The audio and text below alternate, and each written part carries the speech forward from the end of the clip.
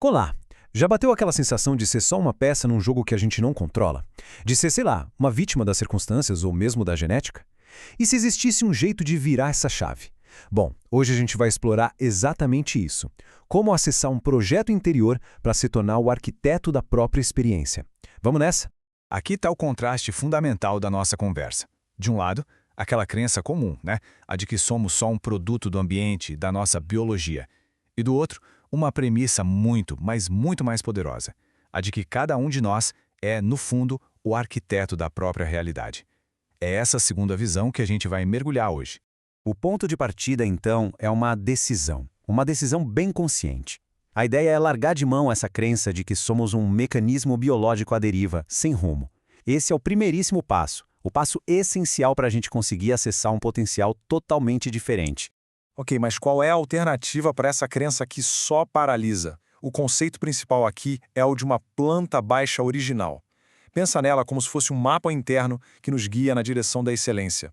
E é muito importante sacar que não se trata de um plano rígido, todo engessado, sabe? Pelo contrário, é um projeto interior invisível e elástico. A sacada é que ele já tem dentro dele os ideais para a realização em áreas-chave, tipo saúde, abundância, criatividade. Ele funciona na prática como um guia para o nosso potencial mais elevado.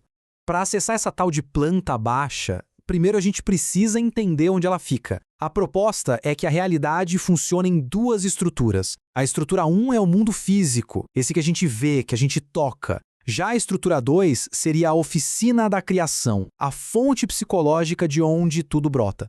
E aqui está o ponto principal. O nosso mapa para excelência não está no mundo material, não. Ele mora nesse espaço interior, nessa tal de estrutura 2, que é onde tudo é gerado antes mesmo de aparecer no mundo físico. É uma mudança de foco assim, fundamental, de fora para dentro. Certo. Então, na prática, como é que a gente se conecta com a estrutura 2 e acessa essa planta baixa? Existem 4 canais principais. Vamos dar uma olhada neles agora. Esses são os 4 métodos que a gente vai detalhar. Primeiro, a interação direta com a oficina da criação. Segundo, a confiança nos nossos impulsos naturais. Terceiro, o uso do estado de sonho como um laboratório. E, por fim, uma coisa chamada de abordagem mágica. O primeiro método é um processo com 2 etapas bem claras. Primeiro, a gente declara uma intenção, de forma bem definida. Depois, e essa é a parte mais importante, a gente solta essa intenção lá na estrutura 2. A ideia é confiar que essa oficina criativa vai organizar os detalhes sem aquela necessidade de ficar controlando cada passo do caminho, sabe? O como não é problema nosso. Isso, claro, leva a uma pergunta bem natural. Se a gente não está controlando os comos, como é que se sabe que estamos no caminho certo? Como é que a mente consciente recebe as instruções dessa planta baixa interior? A resposta é surpreendentemente simples, através dos impulsos. A sugestão é parar de enxergar os impulsos naturais como algo perigoso ou aleatório. Pelo contrário, eles são sinais, são direções precisas que vêm do nosso eu interior, guiando a gente passo a passo. O terceiro canal de acesso é o estado de sonho. E olha, longe de ser um caos sem sentido, os sonhos são apresentados aqui como uma interface funcional, um espaço onde a gente pode ativamente revisar nosso projeto interior e até mesmo testar futuros prováveis.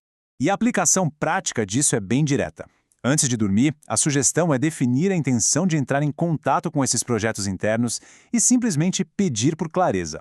E o mais fascinante é que mesmo que não haja uma lembrança clara do sonho no dia seguinte, o conhecimento pode ser absorvido em um nível celular. O último método, a tal da abordagem mágica, propõe uma mudança radical de visão de mundo. De um lado, a gente tem a visão comum de que a vida é uma luta constante, uma briga contra os obstáculos. Do outro, a premissa de que o universo tem boa intenção e, na verdade, opera a nosso favor. A prática aqui envolve uma mudança no estado de espírito. É trocar a preocupação pelo prazer, usar a imaginação de forma lúdica, se conectar com a espontaneidade e, o mais importante, relaxar. Afirmar o próprio valor faz com que a resistência diminua, permitindo que o fluxo da planta baixa finalmente se manifeste. Bom, a gente já explorou os métodos de acesso, mas por que toda essa transformação é tão importante?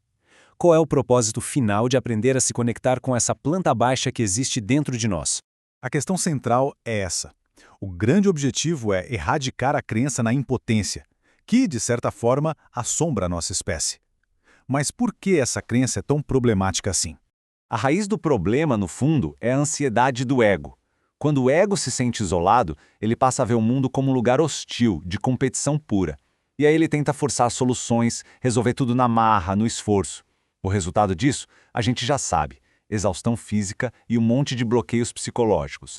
E é aqui que vem a grande libertação. Ao entender que existe um projeto interior e que existe uma cooperação universal disponível, o ego pode finalmente relaxar. A percepção de que não é preciso carregar o mundo nas costas, sozinho. Esse é o grande alívio que essa nova perspectiva oferece. E tudo isso nos leva a um pensamento final, que é poderoso e direto. O acesso a essa força, a esse projeto interior, ele não está no passado e nem no futuro. O ponto de poder para toda essa transformação é sempre o momento presente. É agora.